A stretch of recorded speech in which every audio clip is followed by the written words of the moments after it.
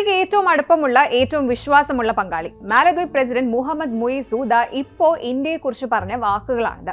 ഒരു ഘട്ടത്തിൽ ഇപ്പോൾ അടിച്ചു പിരിയുമെന്ന് കരുതിയിരുന്ന ബന്ധമായിരുന്നു മാലദ്വീപും ഇന്ത്യയും തമ്മിൽ ഉണ്ടായിരുന്നത്. ഇന്ത്യ ഔട്ട് ക്യാമ്പയിൻ വരെ നയിച്ച മുയിസുവിന് ഇതെന്തു പറ്റിയെന്നാണ് ഇപ്പോൾ ഉയരുന്ന ചോദ്യം. ചൂടുവെള്ളത്തിൽ വീണ പൂച്ച പച്ചവെള്ളം കണ്ടാലും പേടിക്കുമെന്ന് പറയാറില്ലേ? അതേയുള്ളൂ കാര്യമെന്ന് പലർക്കും തോന്നാം.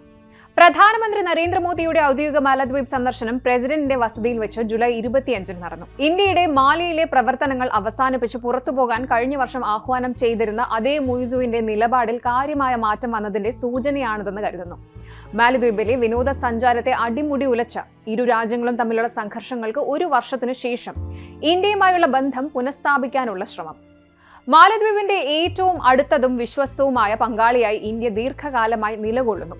സുരക്ഷയും വ്യാപാരവും മുതൽ ആരോഗ്യ സംരക്ഷണം, വിദ്യാഭ്യാസം കൂടാതെ നമ്മുടെ പൗരന്മാരുടെ ദൈനംദിന ജീവിതത്തെ ബാധിക്കുന്ന നിരവധി മേഖലകളിൽ നമ്മുടെ സഹകരണം വ്യാപിച്ചു കിടക്കുന്നു. ഇപ്രകാരമായിരുന്നു മുയിസുവിന്റെ വാക്കുകൾ.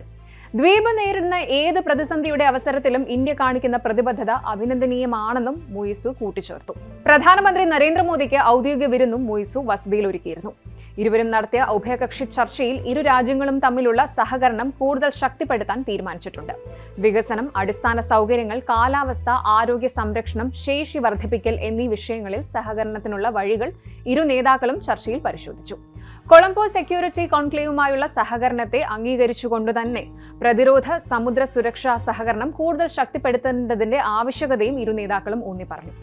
ഇരു രാജ്യങ്ങളും തമ്മിൽ രൂപപ്പെടേണ്ട സാമ്പത്തിക പങ്കാളിത്തത്തിന്റെ ആവശ്യകതയും ചർച്ചയിൽ അവലോകനം ചെയ്തിരുന്നു. ഇന്ത്യ മുന്നോട്ട് വെച്ച സ്വതന്ത്ര വ്യാപാര കരാറും ഉഭയകക്ഷി നിക്ഷേപ ഉടമ്പടിയും ഇരു രാജ്യങ്ങൾക്കും പുതിയ അവസരങ്ങൾ തുറക്കാൻ സഹായിക്കുന്നതാണെന്ന് പ്രധാനമന്ത്രി എടുത്തു പറഞ്ഞു. ഡിജിറ്റൽ സമ്പദ് വ്യവസ്ഥയുടെ സാധ്യതകൾ ഊന്നി പറഞ്ഞുകൊണ്ട് UPI, റുപേ കാർഡുകൾ എന്നിവയുമായി ബന്ധപ്പെട്ട സമീപകാല കരാറുകളെയും മുയിസു സ്വാഗതം ചെയ്തു. ഇന്ത്യയും മാലദ്വീപും തമ്മിലുള്ള അടുത്ത വികസന പങ്കാളിത്തം ജനങ്ങൾ തമ്മിലുള്ള ബന്ധത്തെ കൂടുതൽ ആഴത്തിലാക്കുന്നതാണെന്ന് ഇരു നേതാക്കളും അടിവരയിട്ട് പറഞ്ഞു. അതുപോലെ പഹൽഗാം ഭീകരാക്രമണത്തെ ശക്തമായി അപലപിച്ചതിനും ഭീകരതയ്ക്കെതിരായ പോരാട്ടത്തിൽ ഇന്ത്യയോട് ഐക്യദാർഢ്യം പ്രകടിപ്പിച്ചതിനും പ്രധാനമന്ത്രി പ്രസിഡന്റ് മുഹമ്മദ് മുയിസുവിനോട് നന്ദി പറയുകയും ചെയ്തു. മാലദ്വീപിൽ ഇന്ത്യ 4850 കോടി രൂപ ചെലവിൽ അടിസ്ഥാന സൗകര്യ വികസനം നടപ്പാക്കുന്നതിനടക്കം 6 ധാരണാപത്രങ്ങളിലാണ് ഇരു രാജ്യങ്ങളും ഒപ്പുവച്ചിരിക്കുന്നത്. മത്സ്യബന്ധനം, മത്സ്യകൃഷി, കാലാവസ്ഥാ ശാസ്ത്രം, ഡിജിറ്റൽ പൊതു അടിസ്ഥാന സൗകര്യങ്ങൾ, UPI, അതുപോലെ മരുന്നുകളുടെ മാനദണ്ഡങ്ങളും ഗുണനിലവാര സവിശേഷതകളും നിശ്ചയിക്കുന്ന നിയമപരമായി അംഗീകരിക്കപ്പെട്ട ഒരു പുസ്തകം, ഇന്ത്യൻ ഫാർമകോപ്പിയ, പിന്നെ പുതിയ ഇളവുകളോട് കൂടിയ വായ്പാ പരിധി എന്നിവ ഉൾപ്പെടെയുള്ള പ്രധാന മേഖലകളിലായി 6 ധാരണാപത്രങ്ങളിലാണ് ഇരു നേതാക്കളും ഒപ്പുവച്ചിരിക്കുന്നത്. മാലദ്വീപിന്റെ 60ാം സ്വാതന്ത്ര്യ ദിനാഘോഷത്തിന്റെ അവസരത്തിലാണ് പ്രധാനമന്ത്രിയുടെ സന്ദർശനം. ഇതേ ദിവസം തന്നെ ഇന്ത്യ മാലദ്വീപ് നയതന്ത്ര ബന്ധത്തിന്റെ 60ാം വാർഷികവും ആഘോഷിച്ചു. നയതന്ത്ര ബന്ധത്തിന്റെ 60ാം വാർഷികം കണക്കിലെടുത്ത് പ്രത്യേക സ്റ്റാമ്പും പുറത്തിറക്കിയിരുന്നു.